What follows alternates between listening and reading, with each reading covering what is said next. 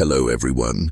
Before we start, make sure to like and subscribe to the channel and leave a comment with where you're from and what time you're watching.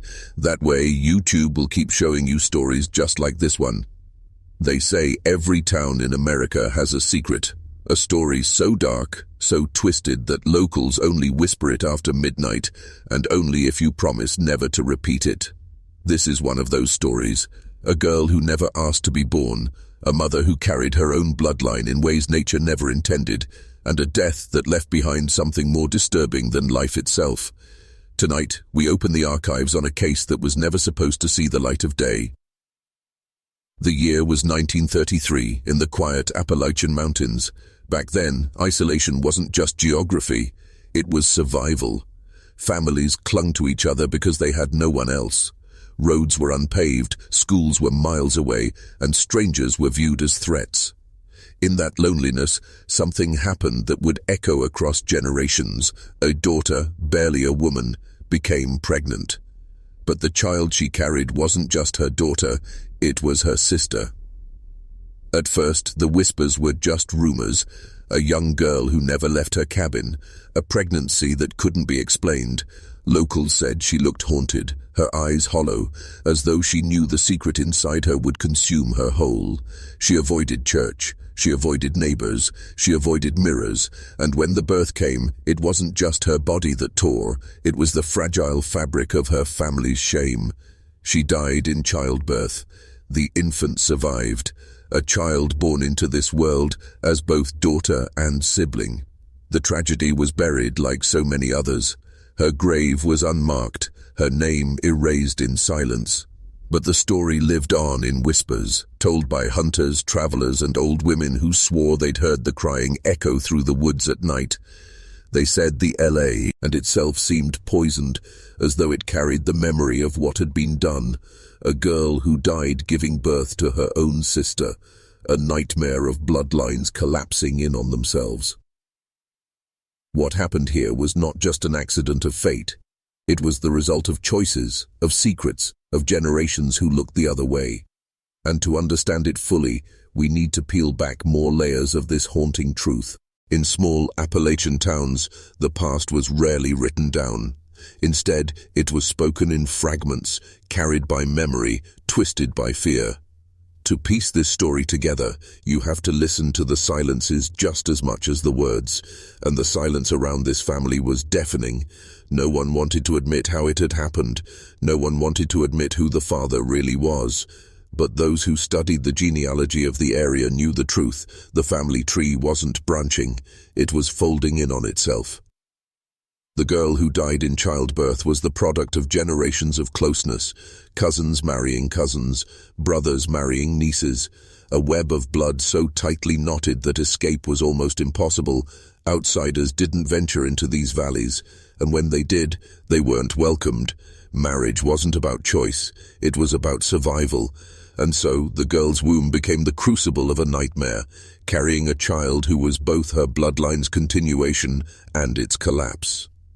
Old medical reports from the region describe the toll of such unions: children born with frail bodies, stunted growth, strange deformities, minds that wandered between brilliance and madness. Some families called it a curse, others God's punishment, but in reality it was the inevitable price of closing the doors to the outside world. And the girl, pale, frightened, silent, was caught in that curse. Her neighbors remembered how she rarely spoke. They recalled her carrying buckets of water with a distant stare, as though she was walking through life already half a ghost. Some said she had begged her mother to let her leave, to escape to the city, to break free from the valley's hold. But freedom was a word the mountains did not allow. When her pregnancy began to show, no one dared confront it. A wall of denial rose around her. The family insisted she was sick, that her swelling belly was something else entirely. Out in towns where everyone watches everyone, secrets rot in plain sight. By the time labor came, the girl was too weak, too young, too broken.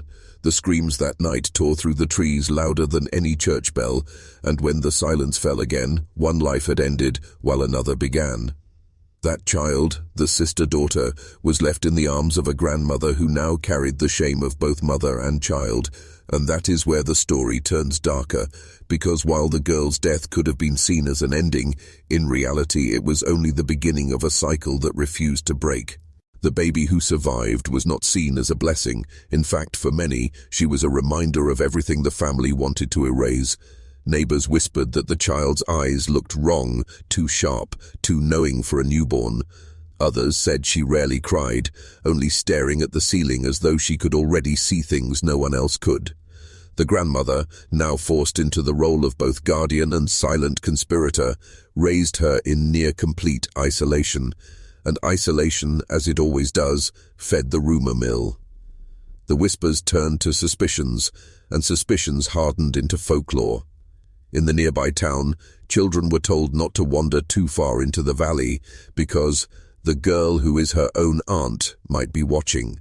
At church gatherings, when the family entered, conversations froze, people turned their backs, food sat untouched when it came from their table.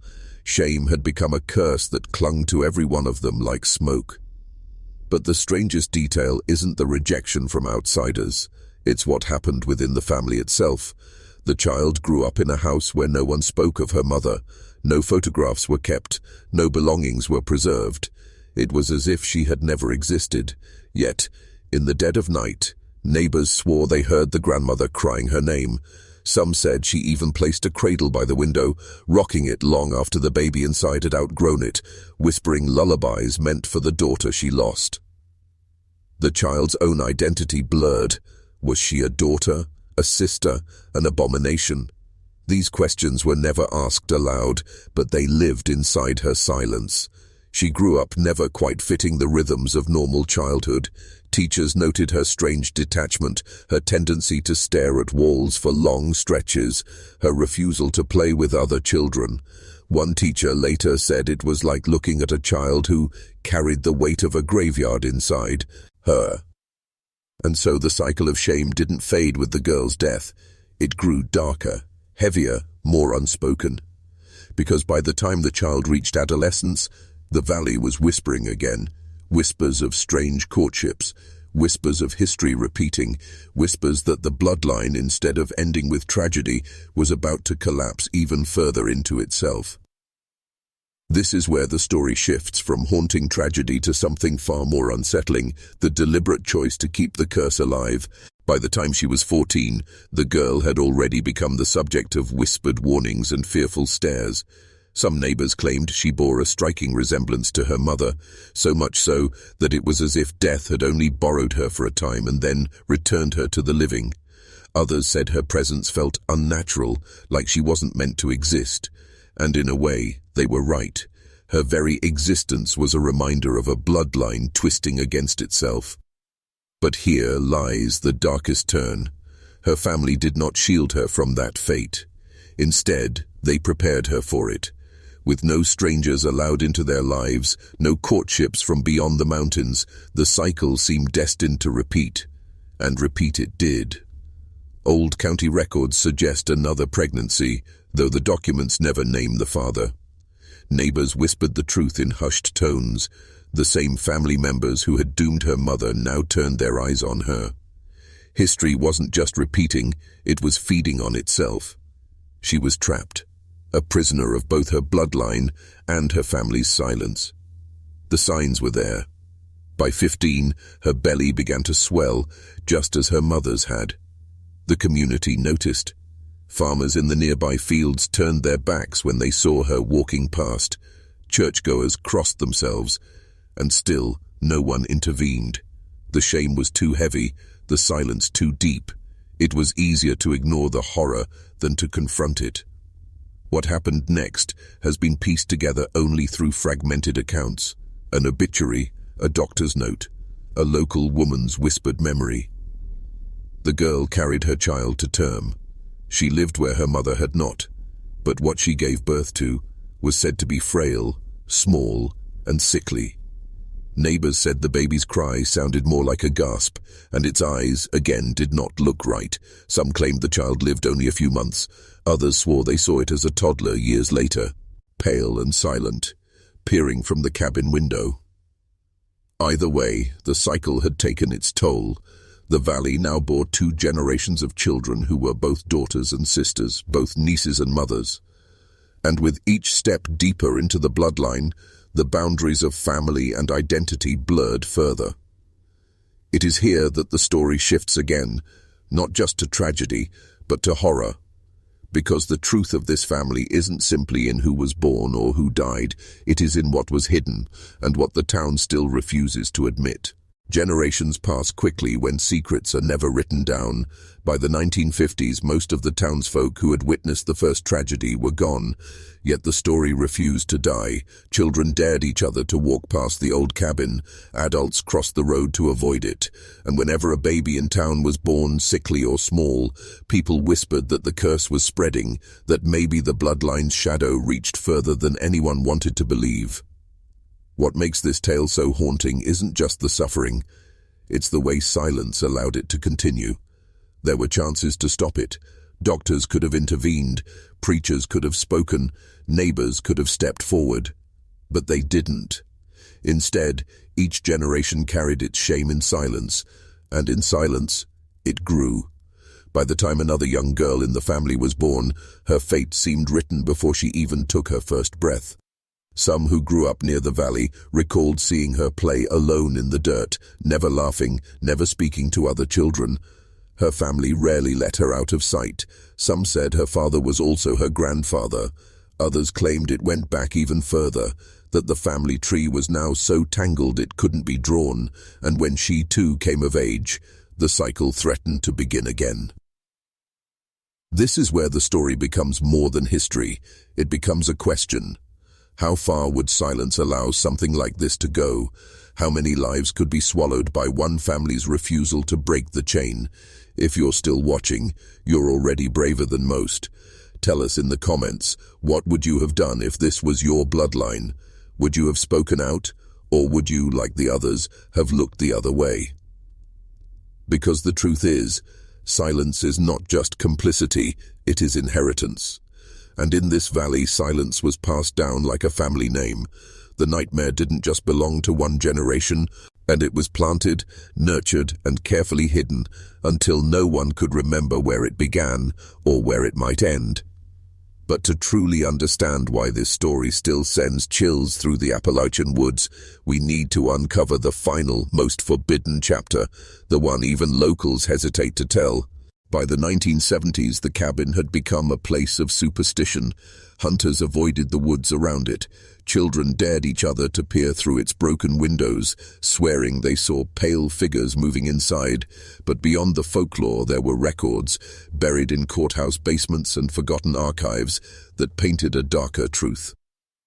Birth certificates with no father's name, medical notes scribbled about familial abnormalities, school reports describing children who never seemed to fit the mold of normal childhood, and woven through all of it was the same surname, repeated generation after generation, tied to one single bloodline. The whispers were no longer rumor, they were evidence. The deeper you look, the clearer the pattern becomes. Each new child carried not just the weight of their own life, but the accumulated damage of generations before them. Bodies weakened, minds fractured. Some never made it past infancy. Others grew into adults who struggled to tell reality from nightmare. And yet, even as the consequences grew impossible to ignore, the silence held. Neighbors would say later that they heard screams echoing from the house some nights. Not the cries of labor, but something more terrifying. Screams of madness, of grief, of rituals no outsider could understand. One man swore he saw a woman standing in the doorway, rocking a cradle that held nothing inside. Another claimed that for years a child was kept locked away from sight, never allowed into town, hidden like a secret too unbearable to reveal. Was it shame? Was it fear? Or was it something else? An unwillingness to break what had become tradition, however twisted it might seem. By the end of the decade, the family's name had become a curse, synonymous with madness, sickness, and despair, and yet the story was never told outside the valley. No newspapers reported it, no historians recorded it. The famille dissolved not with justice, but with silence. Their bloodline became a ghost, haunting the mountains long after the cabin rotted into the earth. But here's the chilling part. Some say descendants still live, scattered across the region. They blend in, change names, marry outside, just enough to be unnoticed. And if that is true, then this nightmare didn't die. It simply went underground, waiting for the right moment to resurface. Every generation tells stories meant to scare children into obedience. But this was never just a story. It was a life, a death, and a bloodline collapsing in on itself until nature itself rebelled. A young girl died giving birth to her own sister, and in doing so, left behind a legacy of silence that poisoned every generation after her. That silence was not just the absence of words, it was a cage, one that trapped every child born into it. When you peel back the layers, what you see isn't just inbreeding or poverty or isolation. What you see is the cost of secrets, the way shame becomes an heirloom, passed from mother to daughter, father to son, until no one remembers how to speak without it. This family's nightmare could have ended with one broken chain, one voice loud enough to call it what it was, but it didn't. Instead, it became a wound buried deep in the mountains, left to fester in the dark. Locals still talk about that valley, though few dare to say the family's name. Some claim to hear the sound of crying infants on the wind. Others swear they've seen a pale girl wandering through the trees at dusk, searching for a mother she never knew. And there are those who believe the land itself remembers, that the soil holds the echoes of the screams, the grief, the blood spilled in silence. But perhaps the most chilling part of all is this: no one knows how much of the bloodline remains. Maybe it has vanished into history, buried beneath the decay of forgotten cabins, or maybe it has blended into the veins of unsuspecting families across America, its legacy of silence carried on in faces that look just a little too familiar. So the question becomes, what other stories like this lie buried in the hidden corners of America? How many valleys hold their own unmarked graves, their own family trees rotting from the inside? And if this one could stay hidden for so long, what else is still waiting to be uncovered? This has been Eyes of the Past. Thank you for watching, and for walking with us into the places history tried to bury. Don't forget to like and subscribe, and share this video if you believe stories like this should never be forgotten. Until next time, remember, some secrets aren't lost, they're only waiting.